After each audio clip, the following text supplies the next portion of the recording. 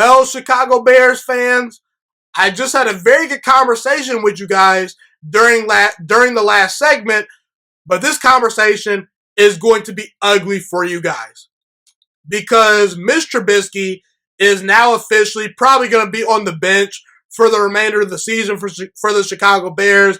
I don't think Nick Foles is going to give up that starting job, barring injury, unless Nick Foles gets injured. I don't think Mitch Trubisky sees any more snaps this season with the Chicago Bears being their starting quarterback. And as I speak today, heading into week 6 of the 2020 NFL season, Mitch Trubisky is officially a bust. He's officially a bust, people. See, here's the thing about Mitch Trubisky. You can never say the Chicago Bears did not go out there and give Mitch Trubisky every single ample opportunity to become a legit franchise quarterback. Chicago gave Mitch Trubisky 4 years to go out there and try to prove to them that he was worth that number 2 overall pick. And while he probably was never going to be worth the number 2 overall pick, just because, the Chicago Bears passed on Deshaun Watson and they passed on Patrick Mahomes, 2 top 5 quarterbacks in the NFL.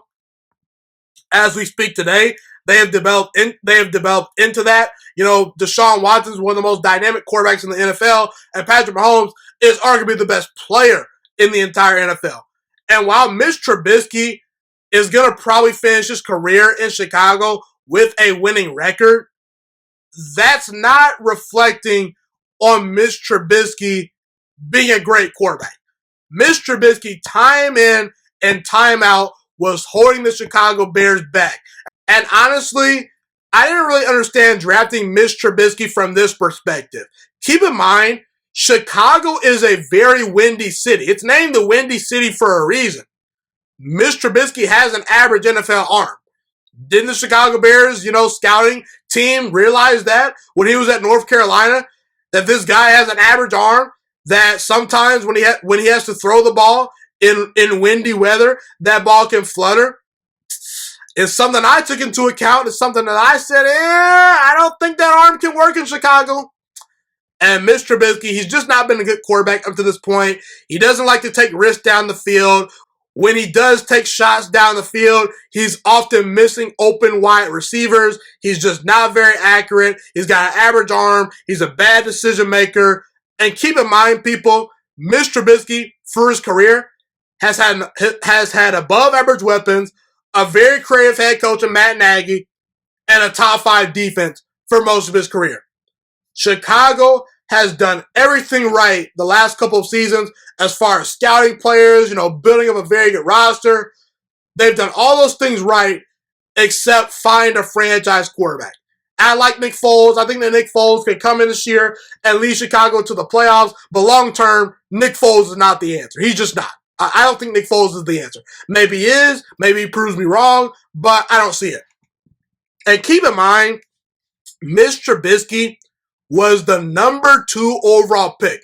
When you think of a number 2 overall pick, you at bare minimum are hoping you get a franchise quarterback. Like, for example, the Cleveland Browns. While Baker Mayfield, may not wow you, while he may not be as dynamic as a Patrick Mahomes or a Russell Wilson or Aaron Rodgers, Baker Mayfield doesn't scream number 1 overall pick. But at least Baker Mayfield's a franchise quarterback. Trubisky's not a franchise quarterback. He's not even a starting quarterback anymore right now. In my opinion, he's just not. What starting quarterback in the NFL right now would you legitimately take over Mitch Trubisky? Are you going to take Kyle Allen? That's a toss-up, man. Are you going to take Dwayne Haskins? I'd rather build around Dwayne Haskins and coach him up, than Mitch Trubisky. Dwayne Haskins has a better arm than Mitch Trubisky. I think that Dwayne Haskins got a raw deal in Washington. Would you take Sam Darnold over Mitch Trubisky? I know I would. Would you take Daniel Jones over Mitch Trubisky? I personally would. Would you take Gardner Minshew over Mitch Trubisky? Personally, I would. Would you take Phillip Rivers over Mitch Trubisky? As bad as Phillip Rivers has looked this year, I would take Phillip Rivers over Mitch Trubisky right now today if I'm trying to go out there and win football games. Phillip Rivers, despite being a washed-up quarterback that cannot move at all in the pocket, he was never a great athlete. He's a terrible athlete now because he just flat out is a straight-up statue in that pocket. I would take Phillip Rivers over Mitch Trubisky. Mitch Trubisky is a bust. It's no other way to put it, people. And like I mentioned earlier, when you're talking about a number 2 overall pick, you think of a guy that is going to change your franchise. And Mitch Trubisky, he's not done that. And the Chicago Bears look even more bad because when it was obvious they should have taken Deshaun Watson, they didn't take him. I've always given the Chicago Bears somewhat of a semi-pass for passing on Patrick Mahomes just because a lot of people did not think Patrick Mahomes would pan out. At the time, a lot of people were hesitant to pick Big 12 quarterbacks. A lot of people felt that the Big 12 system, the air raid offense, the Big 12 concepts did not translate well to the NFL. So listen, Chicago, you obviously made the wrong pick, but okay, a lot of teams whiffed on Patrick Mahomes. You whiffed as well. Fine, we'll give you a pass. There was no excuse to not take Deshaun Watson.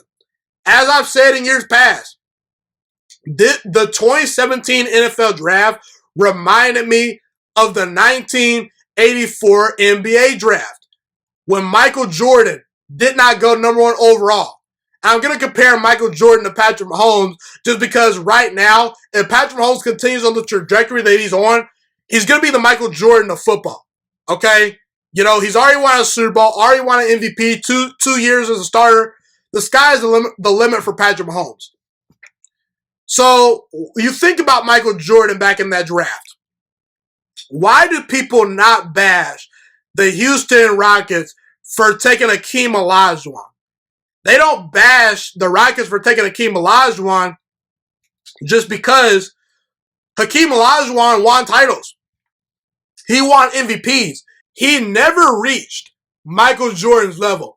But no one ever bashed the Houston Rockets completely for taking Hakeem Olajuwon because Hakeem Olajuwon, they recognized he's a champion. He's a great player. One of the 10 to 15 greatest players of all time. He may not be the GOAT, but he's still great.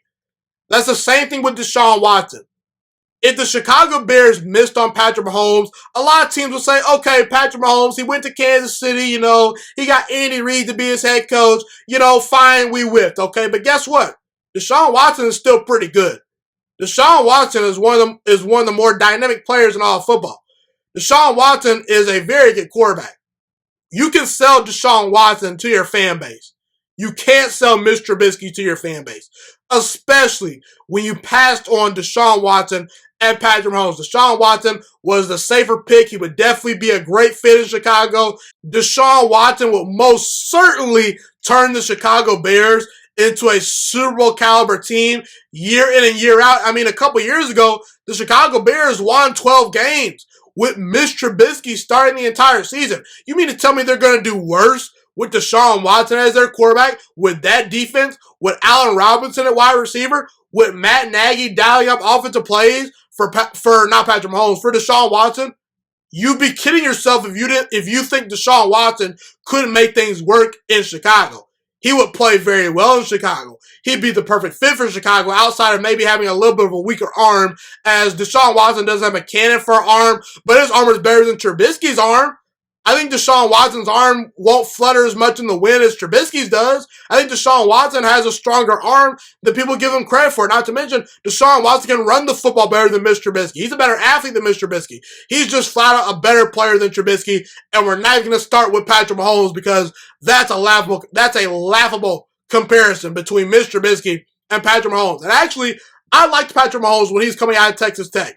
I understood that Patrick Mahomes had work to do, but I saw Patrick Mahomes' potential, and I said, this guy's a better prospect than Trubisky. I just didn't see what the Chicago Bears saw in Mitch Trubisky. And unfortunately, Mitch Trubisky, as we speak today, is an NFL bust. And unfortunately, Ryan Pace and that organization, they're going to have to watch Patrick Mahomes and Deshaun Watson dominate the NFL for the next decade. And they're going to think to themselves, what if? What if we were not so dumb? What if we would have saw what other people saw in Deshaun Watson or Patrick Mahomes? What if we didn't draft Mitch Trubisky? Because as I speak today, Mitch Trubisky is officially an NFL bust. No other way around it.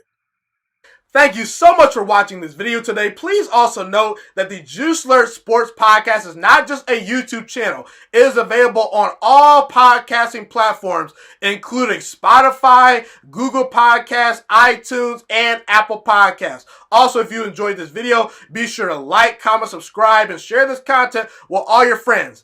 This podcast is my favorite thing in the entire world right now. It is my passion. And I want more people to listen to this podcast.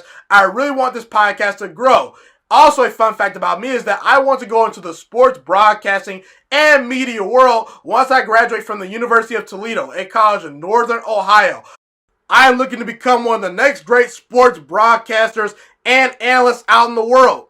And I potentially would like to start my own network if this podcast really truly grows. Or if I fall short of that goal, I would love to work for a big time network like ESPN or Fox Sports 1. I am open to all networks. So if you believe in my dreams and you see or hear my passion through the screen, be sure to tell all your friends about the Juiciest Sports Podcast. Stay motivated, you guys. Have a God bless day, and I'm out.